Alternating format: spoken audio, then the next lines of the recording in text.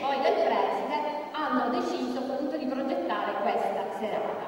I ringraziamenti naturalmente di ricerca anche il fatto e che farà e che continuerà a fare Piero Rizzo è assolutamente benemerito, ma in questa sicuramente della Catania a cavallo della fine dell'Ottocento e primi del Novecento sicuramente va di pari passo alla valorizzazione anche al teatro musicale. Maria sicuramente è la punta di diamante della Camera, perché vi racconto questo non solo per colpo di chiamare un illustre studioso a cavallo tra 8 e 9. Io a seguire ci sarà il concerto di Irina Leonardescu a rumore. Va bene? Grazie a lei. Io in effetti sono una specie di fantasma.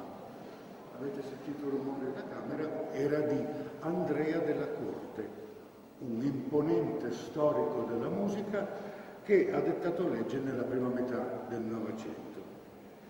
La vocalità veniva senza appello buttato nella spazzatura, una accompagnatrice.